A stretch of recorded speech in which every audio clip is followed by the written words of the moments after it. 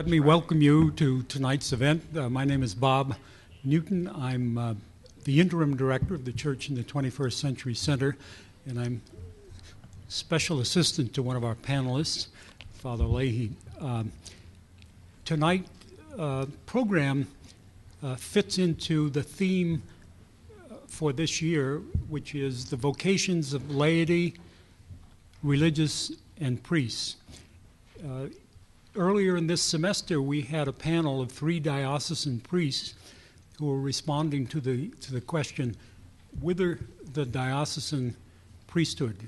And we had 3 priests from the Archdiocese, moderated by Father Bob Imbelli, who was a priest from the Archdiocese of New York. And we had a very interesting evening. Tonight, we're focusing on the vocations of religious. And in order to introduce both the panel and to moderate the panel, I'd like to introduce Father Michael Boughton, who is the director of the Center for Ignatian Spirituality.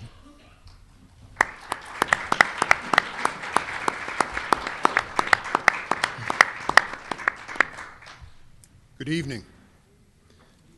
The title of tonight's presentation is 3 Jesuits. Who do they say they are? Now, 3, of course, is a very special number. There's the Blessed Trinity. There are the 3 great virtues, faith, hope, love. There are the 3 musketeers, not the candy bar, but the 3 comrades in arms who always stand by each other, one for all for one. In musical history, there were the 3 tenors, Placido Domingo, Luciano Pavarotti, and Jose Carreras, who were followed in rapid succession by the 3 Irish tenors, the 3 Canadian tenors, the 3 priest tenors. So tonight, of course, we have to have 3 Jesuits. None of them are tenors, I'm assured, and they have all promised they will not sing tonight. My bet is that Jeremy Zipple has a good voice. I know that Jack Butler does not have a good singing voice. But who do they say they are? Now that question plays, of course, on the really important question that Jesus asks his disciples in the Gospels. Who do you say I am? Peter, of course, gives answer for every Christian believer. You are the Christ, the Son of God. Now, some people believe that most Jesuits think that they are God. But every Jesuit and every Christian knows, I am not the Christ.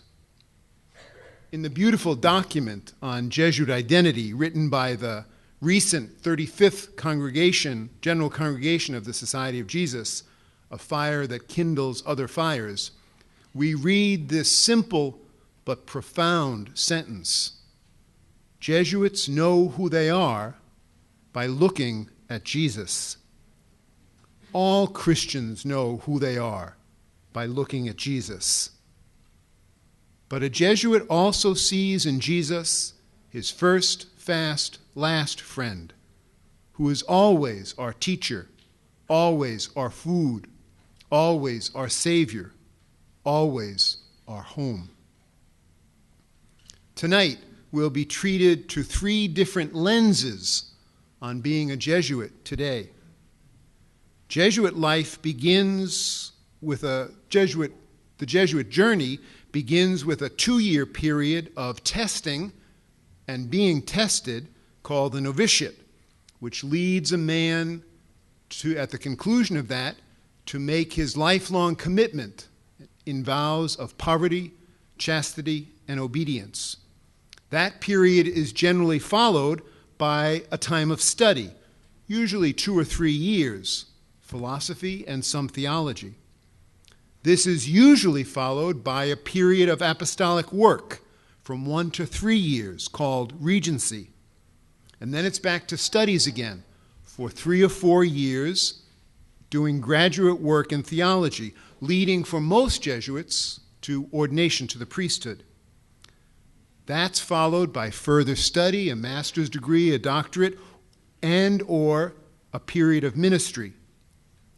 There's a final period of formation from 6 to 9 months of spiritual renewal called tertianship. And then a Jesuit would be ready to pronounce his final vows, his solemn vows, which are final incorporation into the Society of Jesus. Our presenters tonight are well known to most of you. Father William Leahy is a member of the Wisconsin province of the Society of Jesus. He was born in Omaha, Nebraska in 1948, the day after I was born.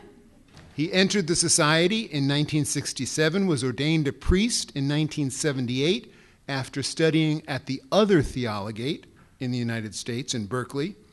He earned his doctorate in U.S. history from Stanford University and now serves as the 25th president of Boston College for the last 15 years. So he's my boss, and of course he's a very good boss. Father Jack Butler, well known to many of you, is a member of the New England province of the Society. He was born in Atlanta in 1963, entered the Society of Jesus in 1991, and was ordained a priest in the year 2000. He's earned his doctorate in pastoral counseling at Loyola University in Maryland, served for a number of years at Boston College as a very popular campus minister, counselor, and a very popular presider at Mass right here in the Heights Room. He now serves as Vice President for Mission and Ministry at Boston College, and so he's also my boss, and a very good boss. Jeremy Zipple is not my boss, and is a scholastic of the New Orleans province. He was born in Hattiesburg, Mississippi in 1977, was a presidential scholar here at Boston College, graduating in 2000, and entered the Society of Jesus in 2002. He's presently in his first year of studies, theological studies, at the School of Theology and Ministry, preparing for ordination. For his regency, Jeremy worked producing films for National Geographic. He's produced films on race relations, on the life of St. Francis Xavier, and on rats in India. Listen to this.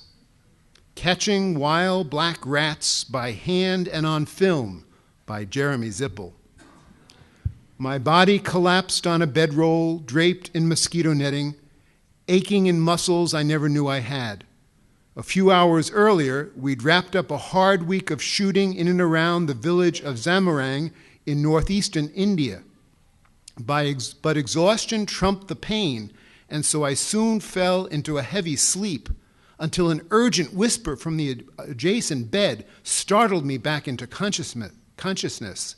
Jeremy, a rat just ran into your blanket. A few months before, this warning would have sent me leaping from bed in a cold sweat.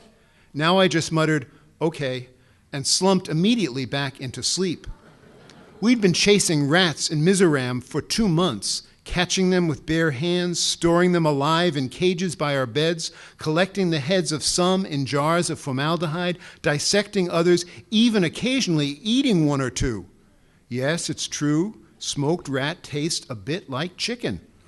Like most Americans, I had a long-standing phobia of rats, which I needed to overcome fast if I was to survive documenting an epic-sized rodent outbreak on camera.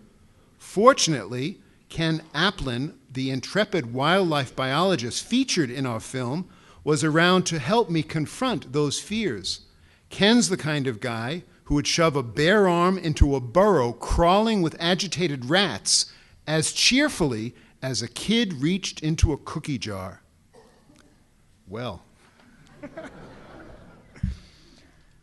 we have 4 questions tonight for our panelists. The first question will be answered first by Jeremy Zipple, then by Father Jack Butler, and last by Father Leahy. And our first question for tonight: what was the attraction that led you to Jesuit life? What influences guided your discernment about vocation to the Society of Jesus? Jeremy? Nothing to do with rats. God. Thank you for digging that out from somewhere, Father Boughton. I first stepped foot on the Boston College campus in January of 1995. I came up here to interview for the presidential scholarship, and it was awfully cold. It was a terrible winter. I'm from South Mississippi, and it was really unpleasant. I was walking around campus wondering what in the world I was doing here at BC, so far away from home. And the first evening of that interview process, we had a dinner over in McElroy. And I sat down at the table, and this guy wearing a suit and tie sits down directly across from me. Introduces himself, Father Bill Neenan, someone I'm sure many of you know, the first Jesuit that I ever met. And, we chatted for an hour or so, and I just remember thinking, this guy is not like any other priest that I've ever met before. He had this breadth of knowledge, geographic knowledge. He was an economist, and that was something I was thinking about studying. And just a wonderful sense of humor. I mean, a really terrific guy. We hit it off almost immediately. And, Bill was the first Jesuit I ever met, and I think he still is kind of a model for what attracted me to the society. I would go on at BC to meet a number of other guys very similar to him. I studied film here under a Jesuit, Kevin Kirsten. I studied economics under another Jesuit, Doug Marcouillet. And they were all guys who were incredibly talented in their disciplines, their academic disciplines, really normal,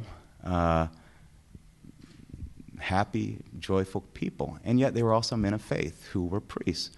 And I think that ultimately that model that I saw in those guys is what really drew me to the society. I mean, here was a way of merging faith, but doing it in a way that spoke to the world we live in, that spoke to the problems confronting our society, that engaged the social sciences, the arts, the breadth of human knowledge. And that model of priesthood had a lot of appeal to me, and it's ultimately what I think dragged me in. I was going to say a little more, but I'm well over my 3 minutes, so maybe later. I don't have quite as profound answer. How I got to the Jesuits is how people fall in love and get married. I fell in love first with a concept of a God that I saw working in people's lives. In my own family, it was my grandmothers in particular who were infirmed, and they were ill, and they were dying, and they weren't afraid. And they had all sorts of love in them that they showered on me, and they never were worried about themselves, and they told me about this God that empowered them to be like that. And it was quite honestly just selfishness. I wanted that. I wanted to be able to live life without fear. I wanted to be empowered to love others. And so my first attraction was two elderly women that I called Grammy and Nani that taught me how to love and told me it was because of a God that loved them. And so then I went through school, and the idea of being a religious, being a priest was very much in my mind, and it scared me because quite honestly, every priest I knew was weird. And now I'm a priest. Anyway, and so I ran from it, and I didn't want to be known as somebody different, and I didn't want to be known as somebody that was weird. And so I kept running from this idea of this God that might be calling me, that Nani and Grammy introduced me to. And I went to school with the Augustinians, and I saw these men who could play softball and who could teach and who did not wear clerics and were funny and went to movies and would tease us about going on dates. And I thought, wow, this is sort of like my grandparents and what they showed me. And it fascinated me even more with this God. A God that the Augustinians told me would always be with me, would never leave me, would always care for me, and would sustain me. So after I got out of that, I did what all students do when they don't want to do anything. I just kept going to graduate school. Until I couldn't find the strength to resist anymore. I thought, I got to try this life that looks so appealing, that looks so loving, and it's really about falling in love with people. So I went to the Augustinians, and I said, I'm here. Where do I sign up? And they said, we're so happy you're here, and we've been waiting for you. But before you do it, we want you to go and talk to the Jesuits. And I was crushed, like, I'm not good enough. And they said, no, you're going to be happy somewhere else. Go and talk to them. So I literally walked off the street, rang the doorbell. Jim Kane, who used to work here, came to the door, and he looked at it with great suspicion, like, why are you walking off the street to talk to me?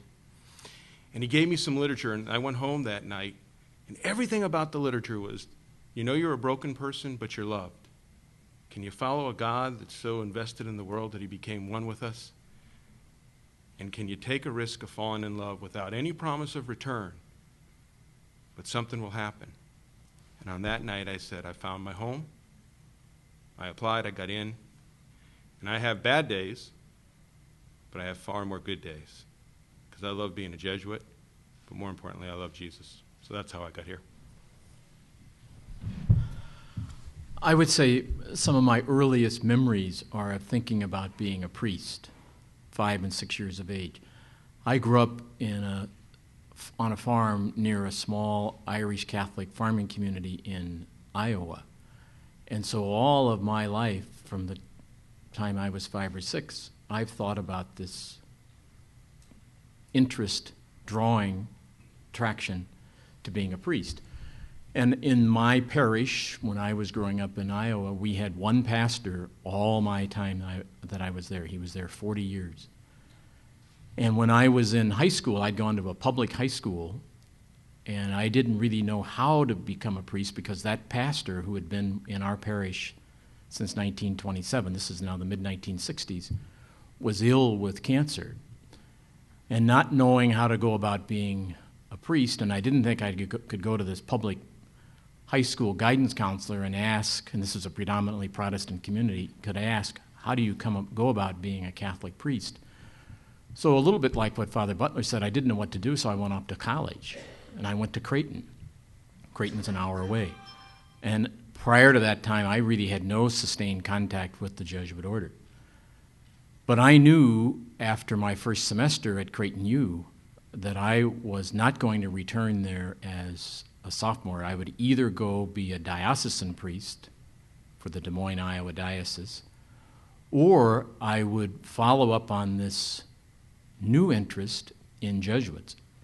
And that interest in Jesuits came about in part because I had Jesuits who taught me, but also I got to know Jesuits while I was there as a freshman at Creighton U. And so for me, the big question was not whether to be a priest, but what kind. Be a diocesan priest for Des Moines, Iowa, or go be a Jesuit. And I didn't know a lot about what that might mean, but I felt drawn. There was a desire, a sense of calling. And there was a very wise Jesuit at Creighton U that I was talking with who told me near the end of my freshman year when I told him I was not sure what I wanted to do, and he said, what I'd like you to do is go home to your family, take a month, think about, pray about, consider this future of yours, and if you decide that you want to be a Jesuit, at the end of that month, come see me.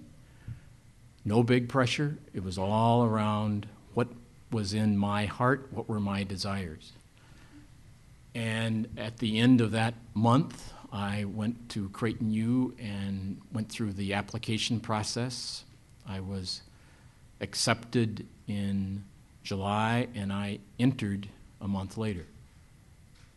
And in all the time since then, I have always had this deep, abiding desire to be a faithful Jesuit priest. Thank you all. Our next question, can you tell us about your own sense of Jesuit priesthood?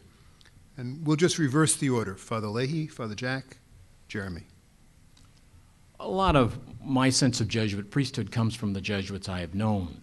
I, as I had indicated earlier, knew Jesuits at Creighton U, which was a university setting, and then I entered our novitiate, which at that time was 30 miles west of Minneapolis, and I lived with about 120 other Jesuits. It was a 4-year program, 2 years novitiate, 2 years what we call juniorate, and there was a faculty. In that time, I spent 3 years there, I was blessed with great friendships with people my age, but also older Jesuits. So when I think about Jesuit priesthood, I think about the individuals that I first met and grew very close to. And I learned from them, and then later on in my studies, and I taught 2 years at a boarding high school, about the apostolic dimension of our priesthood as Jesuits. So that word apostolic is very, very important for me. We are men on a mission. We are sent. I've been here 15 years. I was 11 years at Marquette U. Before that, I was in studies out in California. So priesthood for me is about mission, it's about serving, and it's about trying to respond to God's call as best I can, and do that in a community context, living with other Jesuits and doing work together. For me, my sense of Jesuit priesthood is to be a Jesuit priest is to meet people where they are. We're Roman Catholic priests, and I think really I can honestly say the thing that excites me the most is when I offer Mass, when I say Mass. But for a Jesuit, it's to get to know and befriend and walk side by side with people wherever they are. And so, I live with Cy Peel, who's a physicist, and his job is to somehow make his life and his companionship as a priest real for people who, some of them don't even believe in God, but he's there, and he's a presence. And when I did my internship and residency in counseling in the psych hospitals, none of the doctors or none of the nurses had any faith structure. But they knew I was a Jesuit, and my job was to companion them and work with them, and we started to have great talks about faith, about the meaning of life, about God. Jesuits have a way of just taking people where they are, starting a conversation, and really believing God's doing the work. And God's going to get us all where we need to be. Then, on top of that, for me being a Jesuit is rooted in my vows, in poverty, chastity, and obedience, in a way of trying to at least remind myself, I really do think this God's going to take care of me. And then I have the privilege with living with other men who we see a worldview in a way that Jesus actually walks with us, is a part of our daily life, and everything's open to us. Every field is open to us. Every corner of the world is open to us, and it's that idea of mission. That we're supposed to be on the road, meeting God's people, and together finding God through one another.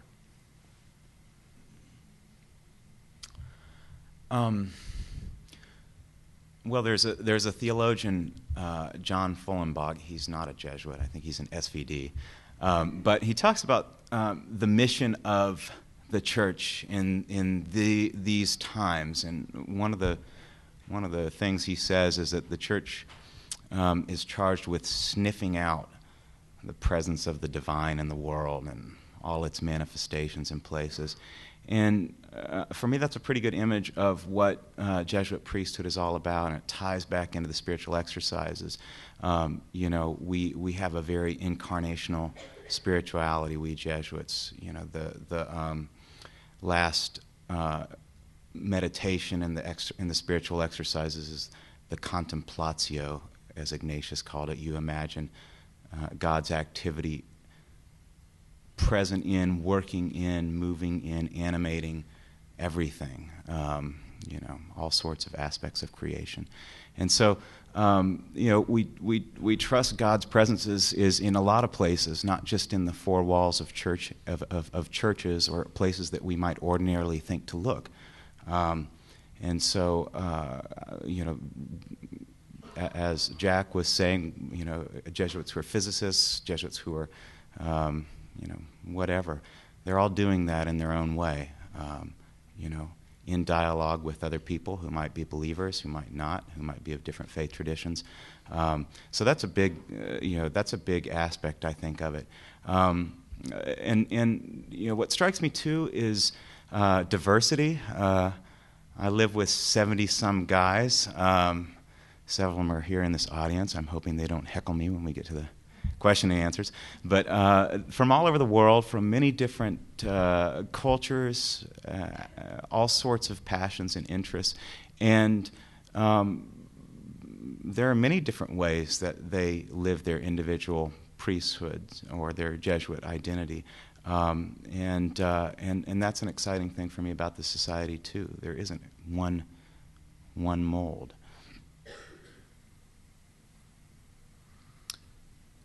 What gives you joy and satisfaction in your ministry today? Has this changed over the years? We'll go Father Jack, Father Leahy, Jeremy.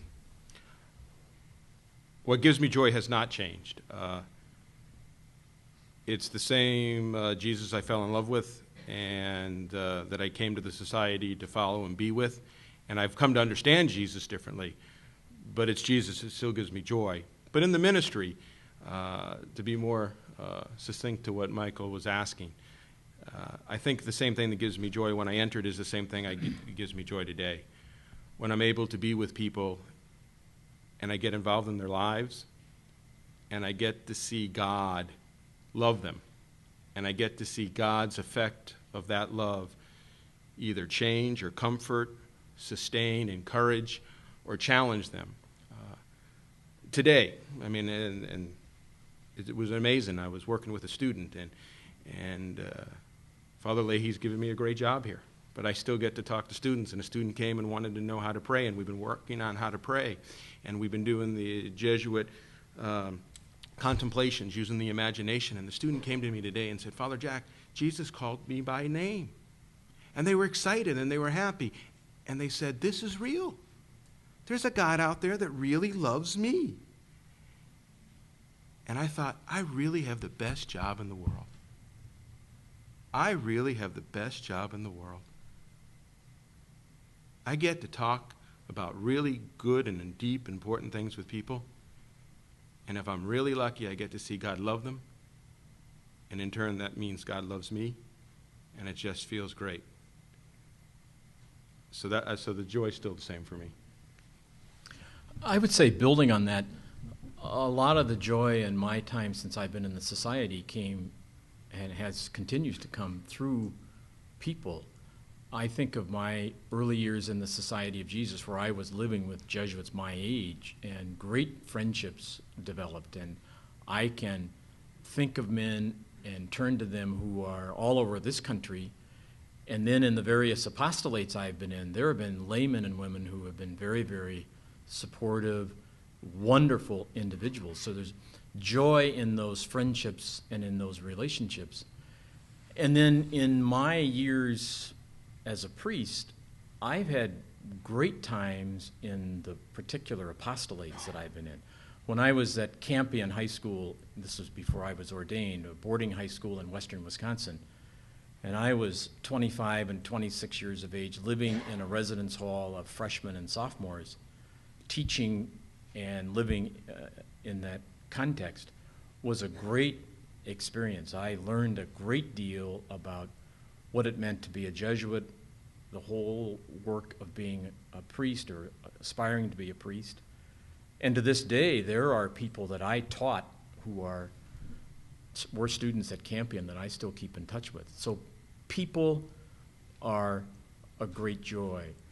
But also, I think of relationship with God, how I have been supported by grace mediated through people, but sometimes experiencing God directly. And if you would ask me, what is my image of God, I would say God is love. There's a phrase in the first letter of John that says 1 John 4:7, God is love. That's very powerful for me. It's a great source of joy and consolation. And then there are the little things that give me great joy. I love going back to my room in St. Mary's at night, and I have an ice-cold Pepsi and some cookies. And then I read the paper. That is great time. And I can tell you this, there are 3 places on this campus where you can find Pepsi. We're a Coca-Cola campus. My office is one, Father Wood's office, the College of Advancing Studies, and my room. No M&Ms? That's in the office. Okay. Peanut M&Ms. And orange slices. I remember from 10 years ago. And every time we had I was in the liturgical arts group on campus, and every time Father Leahy came to visit us, we'd have to make sure we had a supply of Pepsi and peanut M&Ms, that's right, waiting for him. And one of my faculty at Berkeley once said to me, your needs are fairly simple, but also fairly constant. So where'd this Pepsi come from? I can really only echo what they said. You really get to be in privileged relationships with people, privileged access to people's lives. I remember, 3-4 months after I was in novitiate, this was kind of my first ministry experience, right? We had to go down to South Texas, and I was assigned to work in this hospital. I showed up with another Jesuit novice from Mexico, and the 2 of us are walking into the hospital, literally our first day on the job, and this woman runs out, and she's in tears. She is just almost hyperventilating, and ran up, and I'm German. We're not really affectionate people, but fortunately Luis is Mexican, and he hugged her immediately, and she started telling the story of what had happened. Her dad had a massive stroke and was probably about to die, and she had just arrived from Michigan. I'm sitting here, I'm dressed like this, but I'm thinking I'm a huge poser. I just threw this on. I have, no idea what I'm doing here, and yet this woman is pouring out this really incredibly,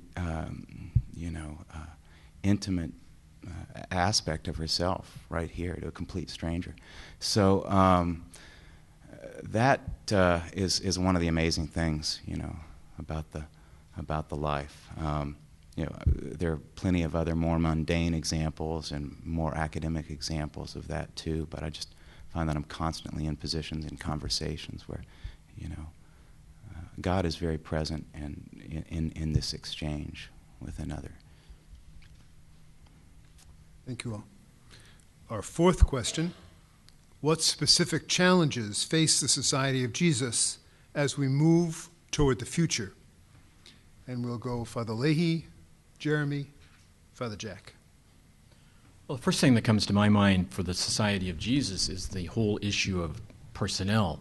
It's the smaller number of Jesuits amidst a church and a world that desperately needs the services, commitment of Jesuits. So whether it is in the higher ed world or colleges and universities that are across this country, high schools, parishes, all kinds of ministries that touch individuals who may be poor, dispossessed, college age. There's a whole range of needs, and it's painful when we've never been able to handle them all, but as we have fewer men, that's a big issue. It's about men, it's about the personnel side. And I have this little mantra or phrase that I use with Jesuit superiors. I say, no men, no mission. No mission, that is, we're not clear about who we are and what we're about, we're not going to attract, we're not going to recruit. So that's a big issue for me, is how do we maintain this religious community that's served the church and served the church that in various ages, and in a time right now where there are major needs and opportunities. So how do we respond? So that's one part. And I think overarching everything is to make sure that we as this believing community maintain a vision that says God is present, God is real, Christ is among us, and that we're not alone. We shouldn't be feeling afraid or overwhelmed.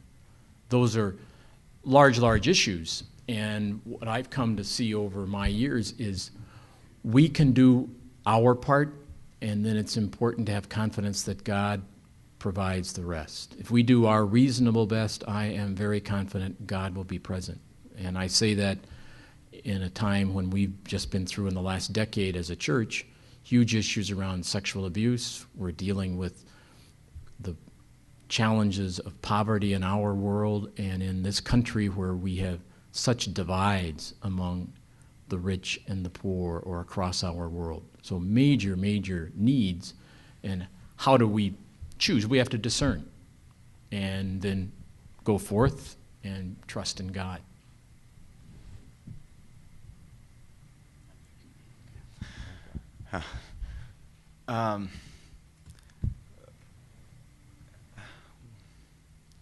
Well, I guess I said a moment ago that I think one of the great things about Jesuit priesthood is that we have this great diversity, and it's also it's a great gift. It's also a challenge. I think, in my experience, the Jesuits, in an American context, we very much represent the U.S. Church, and we are living in a church that is full of tensions right now, ideological tensions, and those are certainly present in the Society of Jesus. They're present in guys that you live with, you sit at table with, you might have vehement disagreements with, often,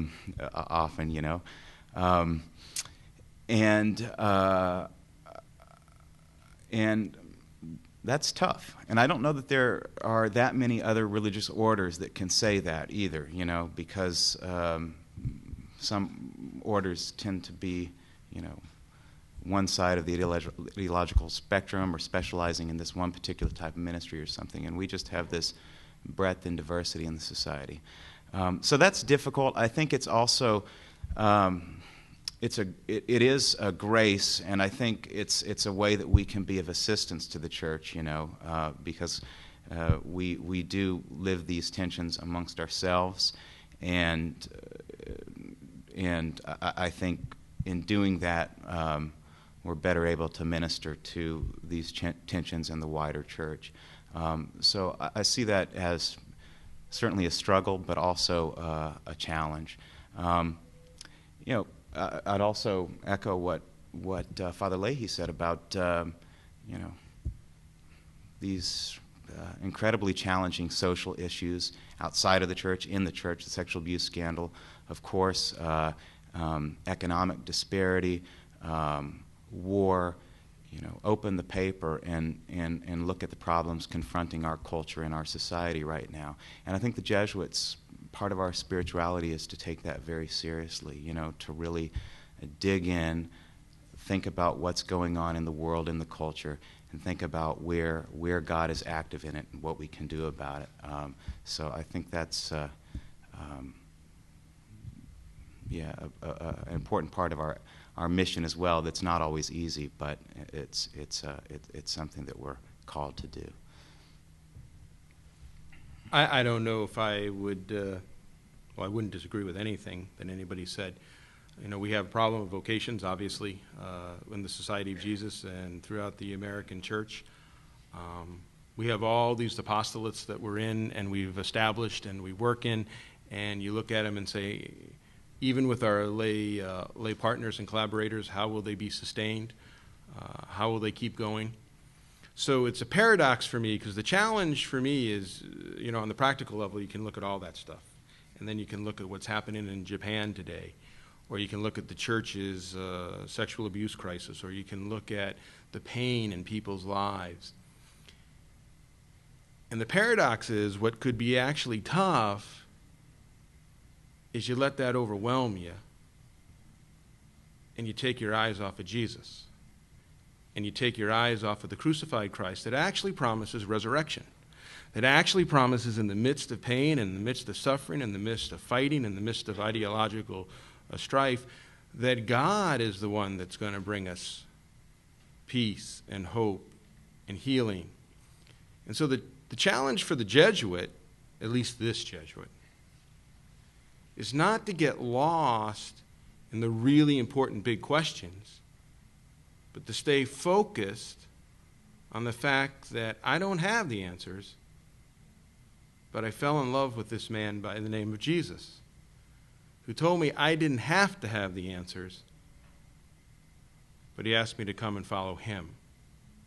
And so in the midst of everything that's going on, it's my job to kind of look out. There's a couple in the audience. They're going to get married, and I get to witness their marriage. And to see that and say, you know what? God's alive. Or this weekend I'm going to be baptizing a baby, and I hope I get to hold it, and I hope the baby poops on me because I know God's alive. Mm-hmm. And seeing people respond to Japan, and seeing people wrestle with the church and yell out things and scream that abuse isn't right, but see that people still care and that we're coming together and we're trying to find this God of love. If I keep the focus on Jesus and I start looking for Jesus, I don't get overwhelmed with all the things I could get overwhelmed with and then become unfaithful and leave. That's the challenge for us all, the believer and non-believer. But that's the challenge of a good marriage. That's the challenge of a good friendship. And I got some great companions to walk with me. When I get a little discouraged, they lift me up. I got a God that's promised to be there.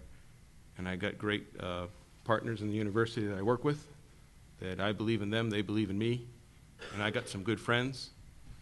And at the end of the day, the gospel tells me, choose life, Jack. Choose life, and you'll find God. That's what I want to do.